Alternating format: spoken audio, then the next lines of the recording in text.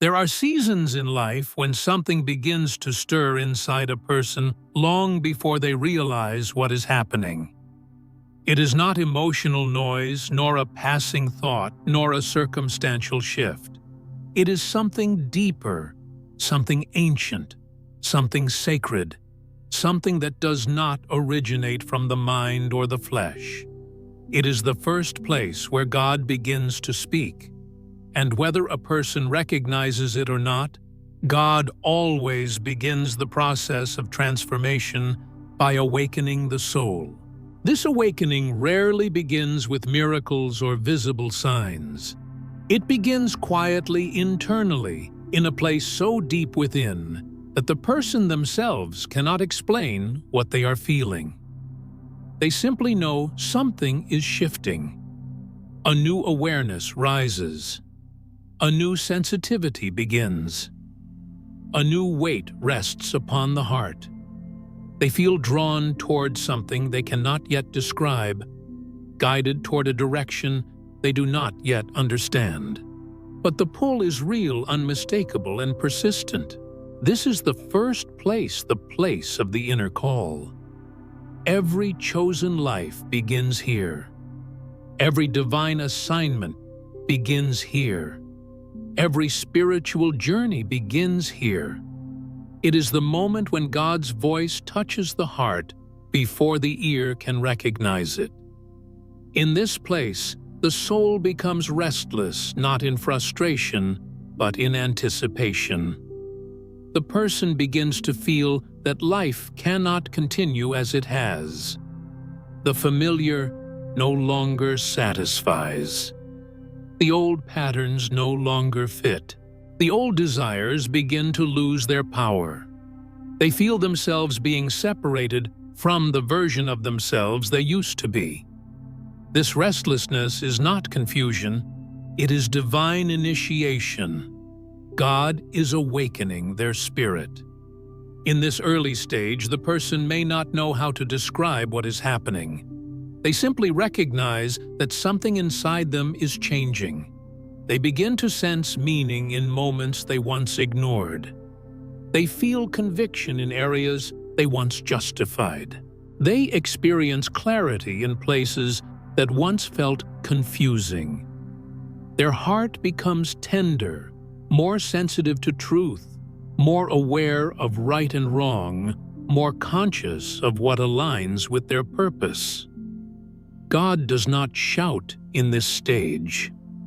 He whispers, He nudges, He stirs, He awakens. This is the place of spiritual sensitivity.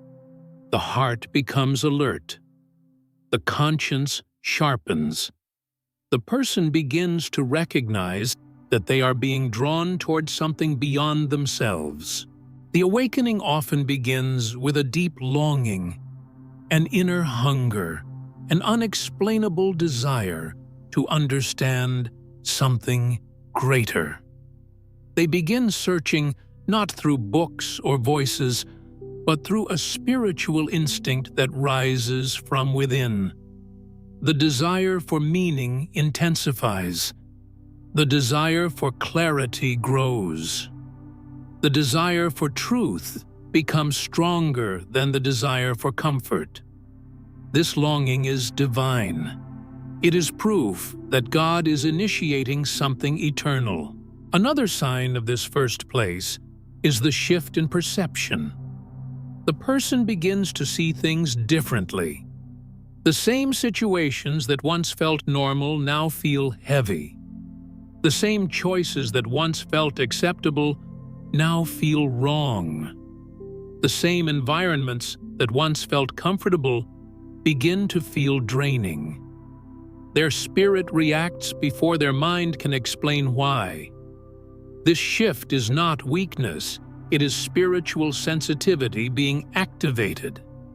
As awakening deepens, God begins to illuminate certain areas of the heart.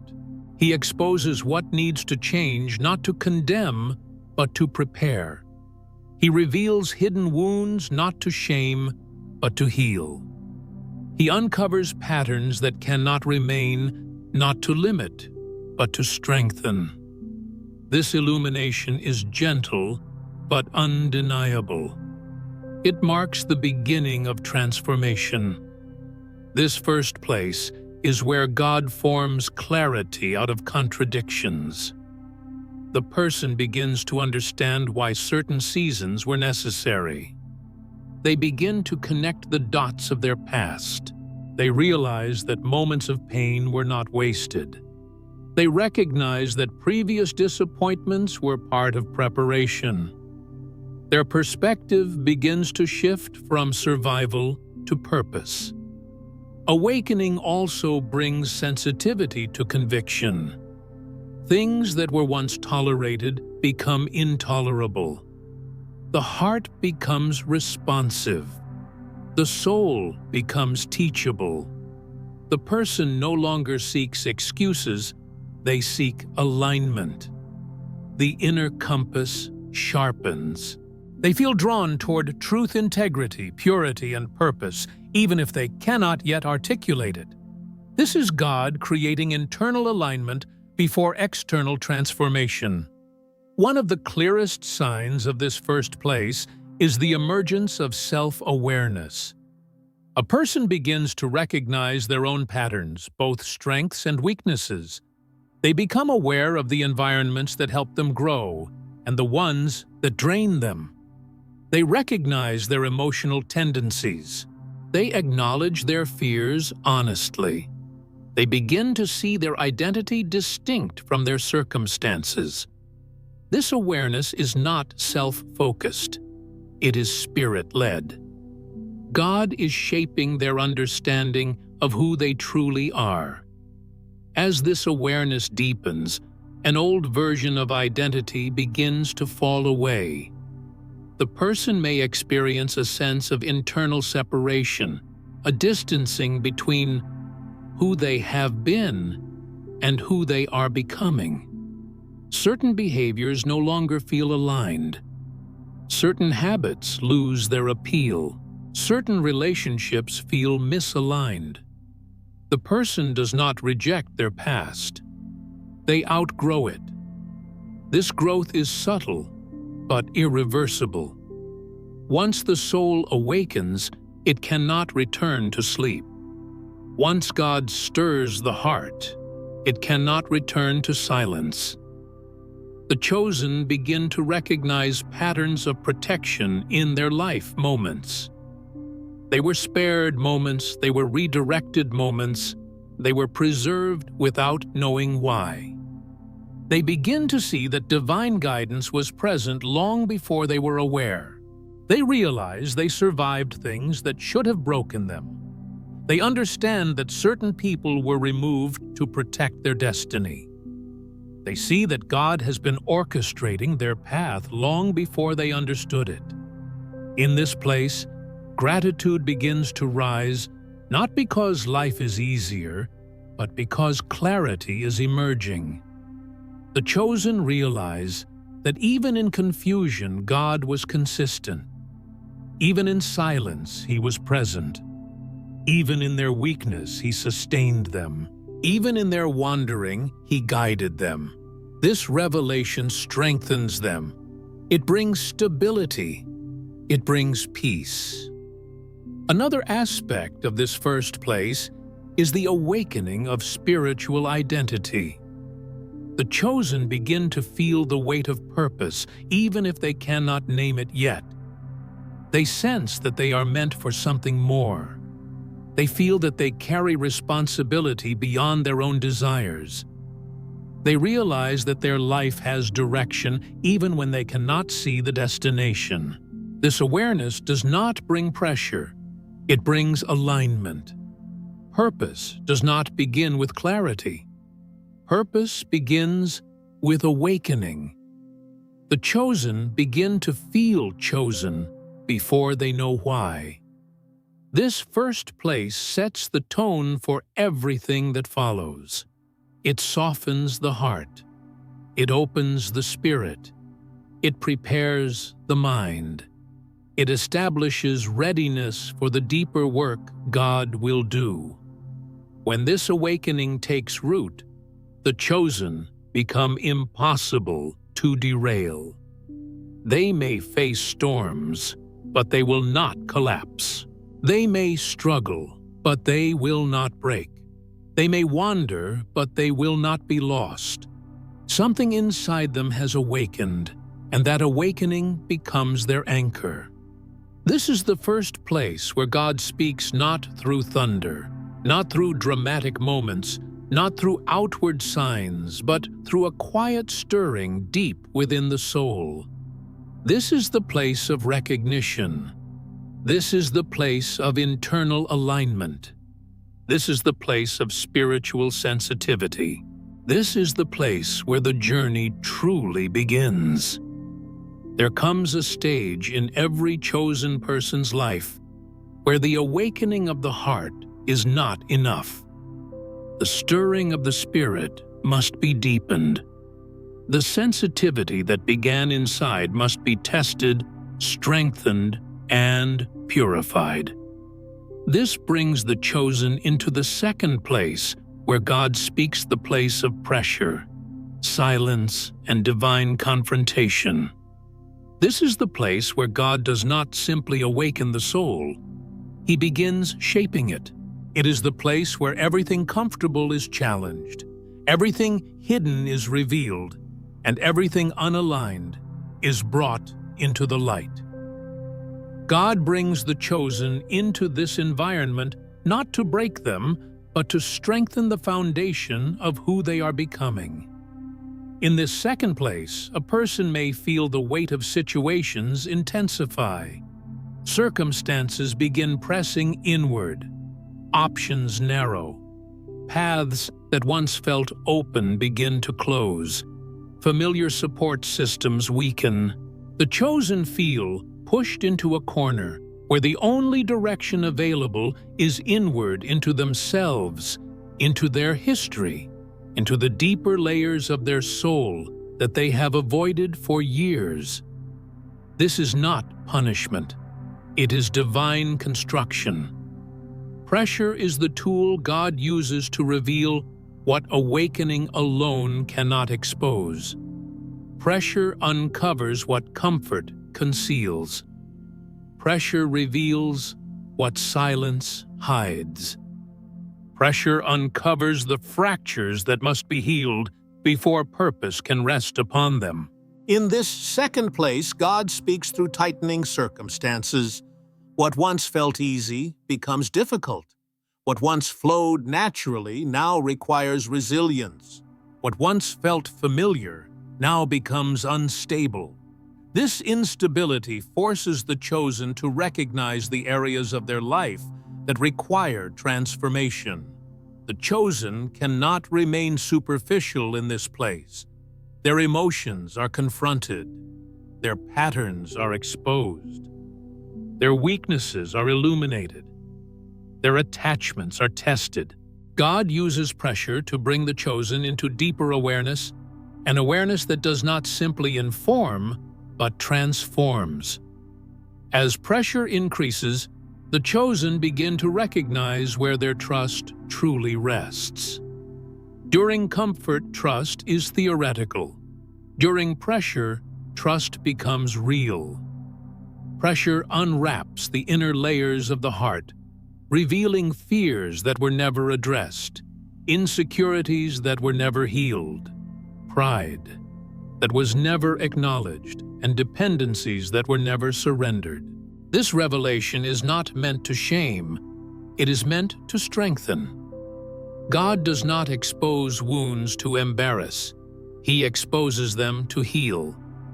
He does not reveal weaknesses to condemn, He reveals them to fortify. This process becomes the foundation of the chosen's maturity. Another dimension of this second place is silence, not divine absence, but divine strategy. God speaks loudly in awakening, but He speaks deeply in silence. His silence is not neglect, it is invitation. Silence forces the chosen to listen beyond emotion, beyond noise, beyond expectation. This silence creates space for internal realignment. The chosen begin to notice their internal reactions more than their external circumstances. They become aware of the thoughts they normally ignore, the emotions they suppress, the patterns they justify, and the habits they protect.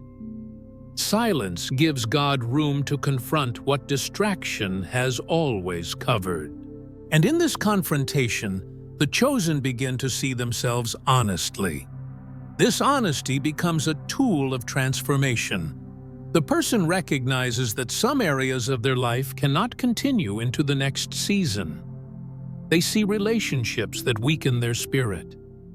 They see habits that dilute their focus. They see compromises that steal their clarity. They see wounds that distort their discernment. This clarity is painful but necessary. Without it, the chosen would carry fractured pieces into a future that requires strength. God cannot place weight on weak foundations, so He strengthens the chosen by rebuilding the inner structure of their character. During this stage, relationships often shift dramatically. Some people distance themselves.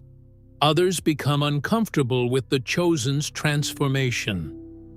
Still others reveal intentions that were once hidden. The chosen may experience rejection, misinterpretation, or tension in relationships that once felt stable. This is not coincidence. This is pruning. Pruning is not loss. Pruning is preparation. Pruning removes what limits growth. God removes voices that drown His voice. He cuts away distractions that compete with direction. He dissolves attachments that weaken purpose. He exposes intentions that cannot walk with the chosen into destiny. These relational shifts clarify what is real and what is temporary. They refine loyalty. They strengthen boundaries. They elevate discernment. The chosen learn to recognize who is connected to their purpose and who is connected only to their comfort. In this second place, God also confronts the chosen's inner identity. He challenges false beliefs. He dismantles internal lies. He removes old labels. He untangles emotional confusion. This confrontation is direct and transformative. It removes the narratives that once defined them. The narratives of inadequacy, fear, abandonment, shame, guilt, and insecurity. These narratives lose their power as God establishes truth within their spirit. The chosen begin to see themselves not through the lens of their past, but through the lens of their purpose. The transformation intensifies as God addresses the chosen's desires. He purifies them. He redirects them. He clarifies what the heart truly longs for. Desires that once dominated begin to lose their influence. The chosen develop new appetites for wisdom, strength, purpose, alignment, and truth. Their internal hunger changes because their identity is changing. Pressure transforms desire. Silence purifies intention. Confrontation clarifies identity. This is the formula of the second place. As transformation deepens, something remarkable begins to occur. The chosen develop inner stability. Stability is one of the greatest gifts of this second place. Stability produces maturity. Stability produces authority. Stability produces clarity. The chosen no longer react impulsively. They no longer panic under pressure. They no longer break under emotional weight. Their spirit becomes anchored. Their mind becomes steady, and their heart becomes confident. Not because circumstances are easier, but because they are stronger. This stability prepares them for what comes next: direction. In the second place, God begins to direct the chosen through subtle confirmations, internal conviction, sharpened discernment, and undeniable alignment. The chosen notice that certain doors close firmly. Other doors open unexpectedly. Certain opportunities fall away. Others appear at the perfect moment. Their life begins to move into a new rhythm, not controlled by emotion, but guided by purpose. This direction is not loud. It is precise. It's calculated. It is undeniable. God's direction becomes the natural result of His refining. By the time the chosen complete this second place, something fundamental has shifted. They no longer move from emotion, they move from conviction. They no longer make decisions from fear. They make decisions from clarity. They no longer seek approval. They seek alignment. They no longer depend on comfort. They depend on truth. This second place becomes the bridge between awakening and assignment, and it produces a person who is not only spiritually sensitive, but spiritually strong. Not only aware, but disciplined. Not only stirred, but stable. Not only called, but prepared. This is the second place where God speaks, the place of pressure, silence, confrontation, pruning, and deep transformation. Here the chosen do not simply awaken. They are rebuilt, reinforced, recentered, refined, ready for the next stage. There is a third place where God speaks, and it is one of the most misunderstood, most uncomfortable, yet most transformative seasons a chosen person can ever experience. It is the place of waiting, the place where time slows down, where answers seem delayed, where progress looks invisible, and where the chosen feel hidden from everything and everyone, including themselves. It is a place that tests the deepest layers of the heart, not to weaken it, but to reveal its foundation. This waiting season is not inactivity. It is divine construction. God uses waiting not to withhold, but to prepare. Not to punish, but to strengthen. Not to delay purpose, but to align purpose with endurance, maturity, and clarity. Waiting is not the absence of movement. Waiting is movement in a deeper dimension. In this place, God works beneath the surface, restructuring the inner world of the chosen. Waiting is the furnace where patience is formed, where trust is purified, where motives are corrected, where identity is solidified, and where spiritual eyes begin to see beyond emotion. This is the season where God teaches the chosen how to walk by principle rather than impulse, by conviction rather than desire, by faith rather than sight. Waiting becomes the ultimate training ground for spiritual maturity. In this third place, everything familiar begins to pause. Opportunities slow down. People who once supported you seem distant. Progress becomes invisible. Even prayer may feel quiet. And yet, beneath the silence, something sacred is happening. God is teaching the chosen to distinguish between His voice and their expectations. He is teaching them to follow His timing instead of their own urgency. He is teaching them to anchor themselves in faith instead of outcomes. This is the place where impatience dies so purpose can live. The chosen begin to understand that maturity is not tested when everything moves quickly, but when nothing seems to move at all.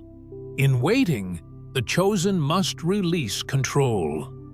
They must surrender timelines, expectations, and assumptions. They must accept that God's pace is not slow, it is strategic. Waiting reveals the truth about trust. Anyone can trust during breakthroughs. Only the refined can trust during silence. In this place, emotions often clash with destiny. The chosen feel caught between who they were and who they are becoming. Their old identity begins to lose its influence, but their new identity has not yet fully formed. This in-between stage is uncomfortable, but it is necessary. The cocoon is not a prison, it is a transition. The chosen cannot emerge as who they are until they leave behind who they were. This third place exposes impatience, fear, insecurity, and the urge to force outcomes prematurely. God allows this exposure so the chosen can confront these tendencies directly. Waiting removes illusions. It brings the heart face to face with its deepest motivations. It forces honesty. It demands surrender. Without waiting, calling becomes unstable. Without waiting, purpose becomes fragile. Without waiting, assignments collapse under pressure. God uses waiting to strengthen the chosen emotionally, mentally, spiritually, and relationally. He teaches them what they can carry and what they must release. Waiting becomes the filter through which maturity is formed. Another dimension of this third place is hiddenness. The chosen may feel invisible, overlooked, or forgotten, but hiddenness is not abandonment. It is protection. God hides the chosen from environments that are not ready for them. He hides them from relationships that would misuse them. He hides them from opportunities that would overwhelm them. He hides them from exposure that would harm their preparation. Hiddenness is a shield. Hiddenness is a boundary. Hiddenness is divine strategy. While hidden, the chosen learn to rely on internal strength rather than external validation. They stop measuring themselves by what others see. They stop comparing their timeline to others. They stop seeking recognition. Their spirit becomes grounded in identity rather than applause. Hiddenness also gives space for transformation that cannot occur under public pressure. A seed cannot grow while being watched.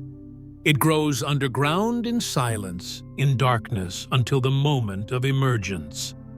The chosen must undergo the same process.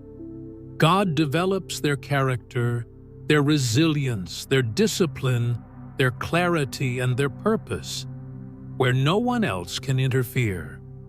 During this season, God also develops discernment of timing. The chosen begin to understand that even the right opportunity becomes the wrong opportunity when pursued at the wrong time. Timing is as important as destiny. God trains them to move with patience, wisdom, and precision. Waiting teaches the chosen to stop reacting impulsively. Hiddenness teaches them to stop seeking validation. Delay teaches them to trust divine timing. Together, these lessons prepare them for influence. This third place also becomes a season where the chosen confront inner resistance. Waiting reveals emotional patterns that sabotage progress. Fear of change, fear of failure, fear of responsibility, fear of stepping into destiny fully. God brings these fears to the surface so they can be dismantled. Purpose requires courage, and courage is formed in the quiet tension of waiting. As the chosen surrender these fears, their inner world begins to stabilize. They become less reactive. They become more grounded. Their thoughts become clearer. Their emotions become steadier. Their decisions become more intentional. Waiting becomes the forge where emotional maturity is refined. Another powerful dimension of waiting is the healing of unresolved areas. The chosen may discover wounds they never addressed, betrayals that shaped them, disappointments they buried, grief they ignored, insecurities they carried silently. God brings these areas into focus during waiting because healing is essential for elevation. A fractured soul cannot sustain a heavy assignment. Waiting becomes the environment where healing is not only possible, but unavoidable. Slowly, the chosen begin to rediscover peace. Peace not based on outcomes, but rooted in trust. Peace that is not fragile but stable. Peace that remains even when the path ahead is unclear. Peace that comes from knowing that God's silence is still guidance. As this peace strengthens the chosen, begin to recognize a new kind of clarity. They see their journey differently. They understand their past with new perspective. They interpret their present with new wisdom. Their vision for the future becomes sharper. They begin to feel aligned even without activity. They begin to sense direction even without movement.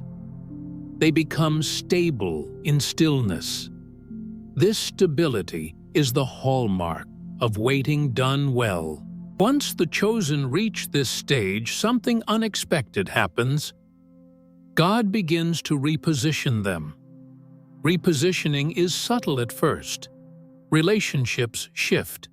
New opportunities surface quietly. Old desires fade. New assignments begin to form internally. The chosen feel themselves being pulled toward something deeper, something larger, something aligned with who they are becoming. They feel the momentum of purpose building beneath the surface. Waiting transitions into readiness. Readiness transitions into alignment. Alignment transitions into movement. This movement is not forced, it is guided. The chosen stop chasing and opportunities begin finding them. They stop knocking frantically and doors begin opening naturally. They stop striving and timing begins aligning. This is the reward of the waiting season. This is the purpose of the silence. This is the fruit of hiddenness. God has not only prepared the path for the chosen, He has prepared the chosen for the path. The third place is not a delay. It is a sacred transition. It is the cocoon between identity and destiny. It is the space where God shapes endurance, maturity, clarity, courage, and trust. Here the chosen learn the lesson that will carry them through the rest of their journey. Waiting is not losing time. Waiting is gaining strength. There is a fourth place where God speaks, and it is the place most people fear, avoid, or misunderstand. It is the place where everything familiar begins to fall apart, not because God has abandoned the chosen, but because He is tearing down what cannot support the future. It is the moment when life reaches a pressure so intense, a confusion so overwhelming, or a disappointment so deep that the chosen can no longer rely on their own strength, their own logic, or their own patterns of survival. This is the breaking point. And though it feels devastating, it is sacred. It is one of the clearest places where God's voice becomes unmistakable. The breaking point is not failure.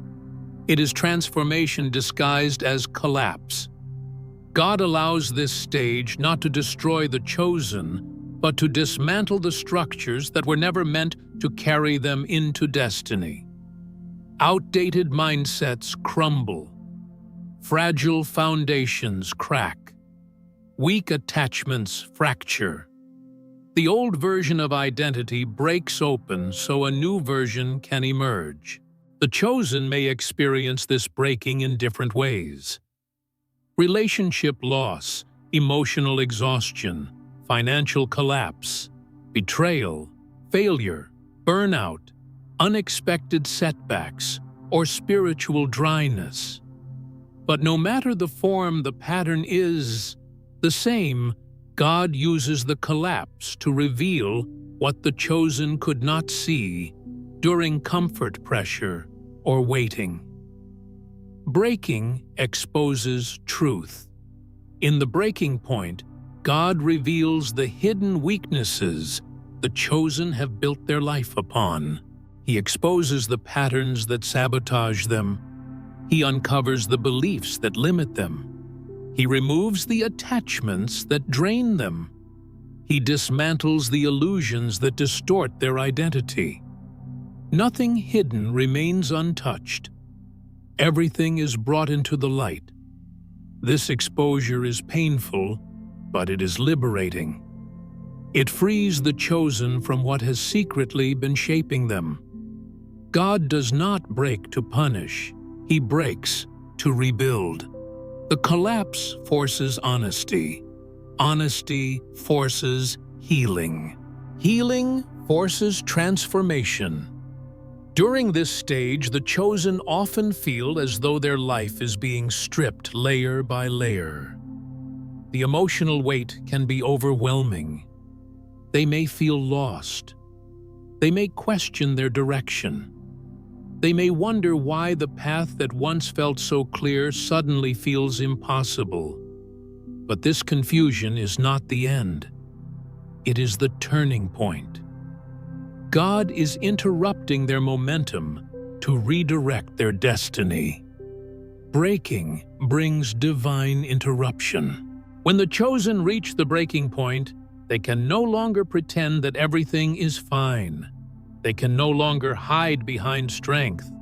They can no longer rely on willpower.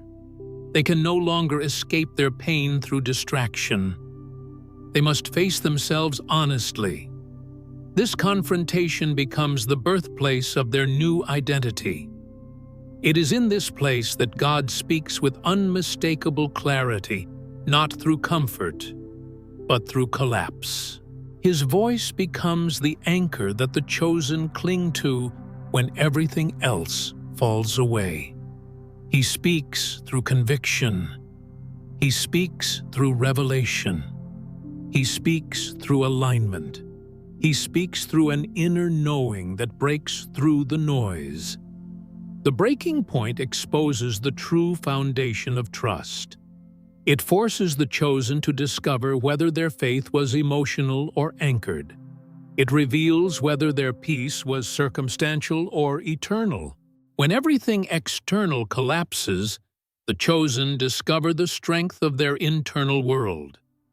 They discover whether their identity was built on people status routines or divine truth. They discover whether their hope depended on outcomes or on God's character. The breaking point is the great revealer. As the collapse continues, God dismantles what cannot remain. He removes relationships that undermine destiny.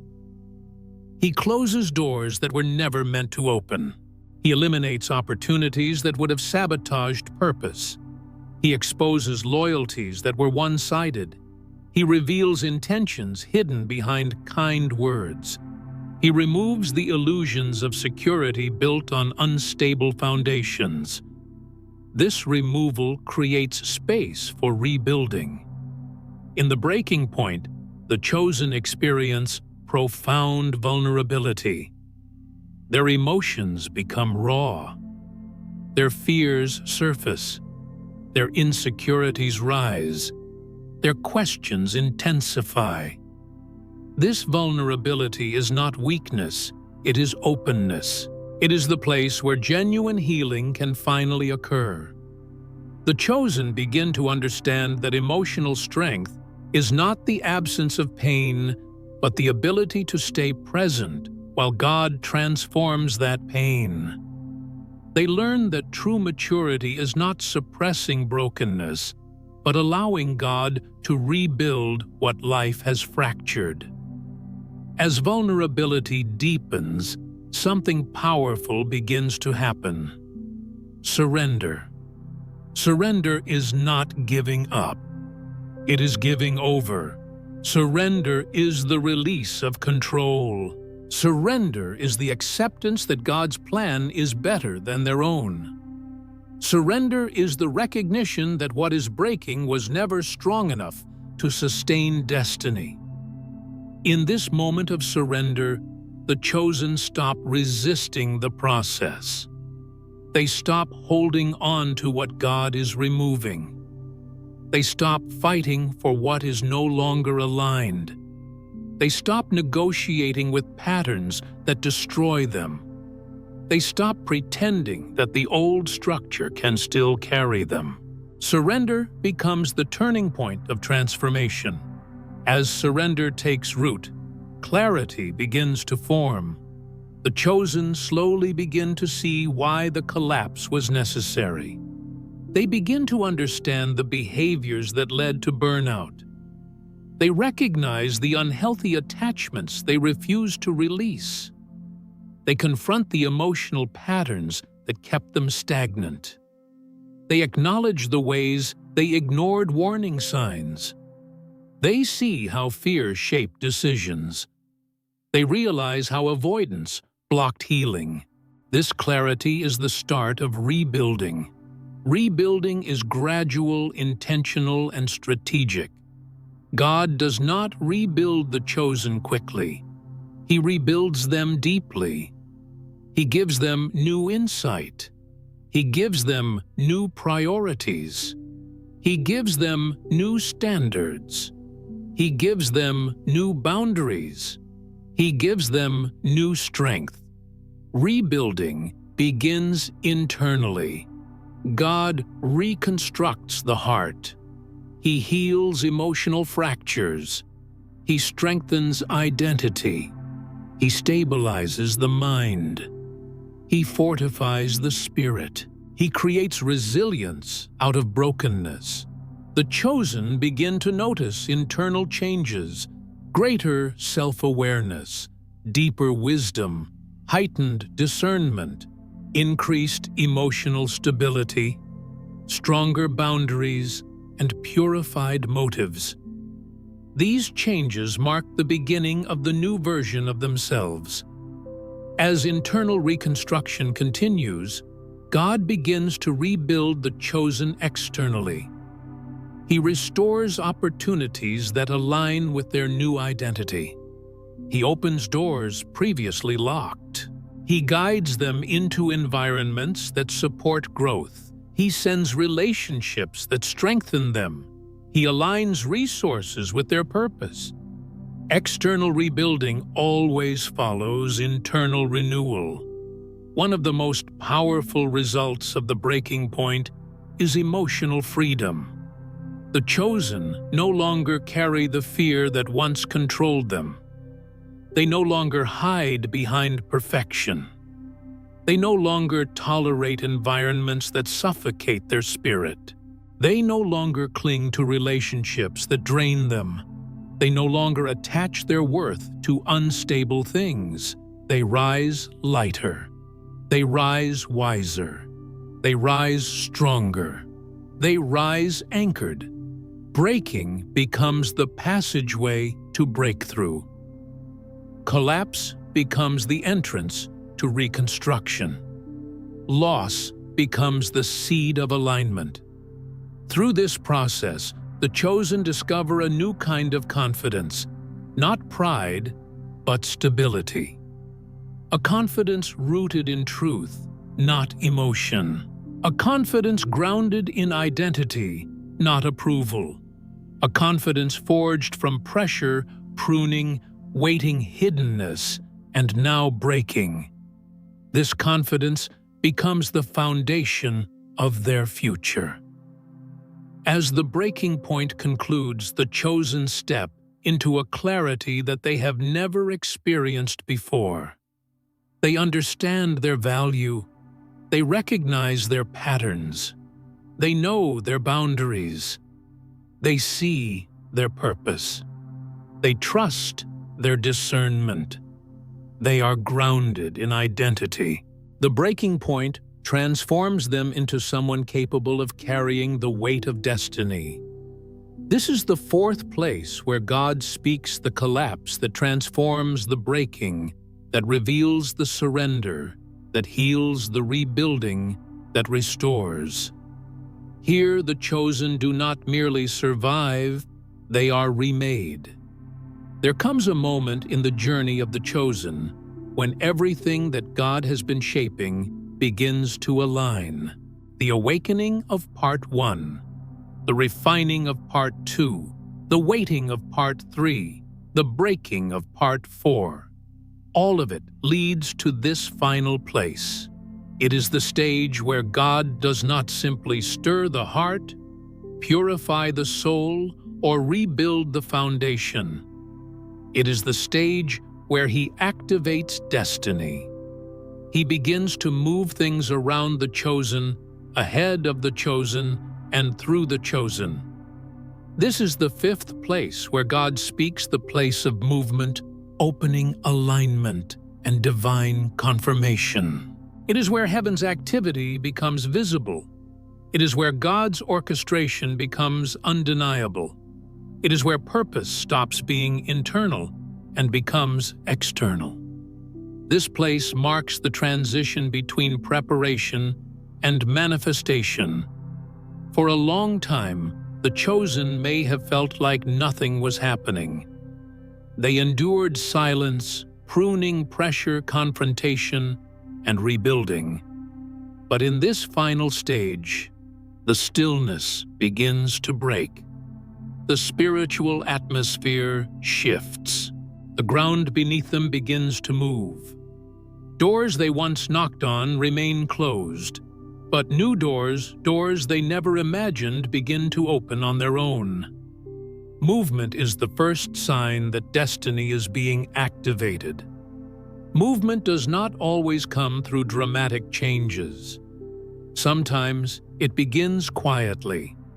A conversation that brings clarity, an opportunity that aligns with their identity, a relationship that feels divinely connected, an idea that refuses to fade, a sense of direction that becomes stronger by the day. These are not coincidences, they are confirmations. God begins to confirm what He has been preparing the chosen for. He confirms the call. He confirms the healing. He confirms the identity. He confirms the direction. He confirms the timing. Confirmation becomes the language of destiny. In the fifth place, uncertainty begins to fade. The chosen stop questioning whether they are meant for more. They now understand that the shaping, waiting, and breaking were not signs of delay. They were signs of preparation. They recognized that everything they endured was necessary. Everything built the strength required for where God is leading them next. This revelation brings stability. It brings certainty. It brings confidence without pride. It brings peace without passivity. The chosen begin to feel alignment in every area, mentally, spiritually, emotionally, and even physically. They feel connected to their purpose in a way they have never experienced before. Alignment becomes undeniable. The chosen notice that people begin entering their life who recognize their calling without explanation. They notice that places that once felt uncomfortable now feel correct. They notice that opportunities arrive without striving. They notice that their priorities shift effortlessly toward what truly matters. They notice that distractions lose their power. Alignment simplifies life. It removes confusion. It eliminates noise. It sharpens focus. In this place, the chosen move with intentionality. They no longer chase after every option, they follow direction. They no longer cling to the past, they embrace the new. They no longer fear change. They step into it with clarity. Another dimension of this fifth place is supernatural orchestration. God begins arranging details in ways the chosen could never plan. He aligns the right people at the right time. He positions the chosen in environments that accelerate growth. He brings resources when they are needed, not early, not late, but precisely on time. He removes obstacles that once felt immovable. This orchestration becomes evidence of divine involvement. The chosen begin to see connections between seasons they once considered meaningless. They realize that every closed door protected them. Every disappointment redirected them. Every collapse refined them.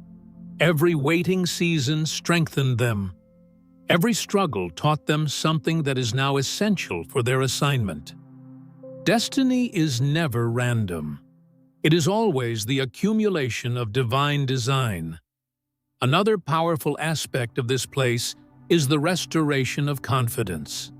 Not surface-level boldness, not performance confidence, not ego-driven strength, but true, stable spiritual confidence, the kind that comes from knowing who they are, what God has done, and what God is calling them into. Their confidence is grounded in truth, not emotion. It is anchored in identity, not approval. It is built on endurance, not ease. This confidence allows the chosen to step boldly into new territory. And as they step, God sends confirmation after confirmation through peace, through discernment, through alignment, through open doors, through divine protection, through the fruit of their obedience. Confirmation becomes momentum. Another defining trait of this fifth place is expanded influence. The chosen begin to carry weight. Their words carry impact. Their decisions shape environments. Their presence brings stability. Their voice gains authority. They attract opportunities not by effort, but by alignment. They become a reference point for others. Their journey becomes a testimony. Their resilience becomes an inspiration. Their transformation becomes a blueprint for those still in earlier stages. Influence emerges naturally when identity is aligned with destiny. This influence is not ego-driven, it is responsibility-driven. The chosen recognize that their life has purpose beyond personal comfort. They understand that their story carries meaning for others. They embrace the weight of being a vessel. Another dimension of this place is acceleration. What once took years now takes months. What once felt impossible now becomes attainable. What once felt distant now feels near. The chosen feel as though time shifts around them. This acceleration is not rushed, it is orchestrated.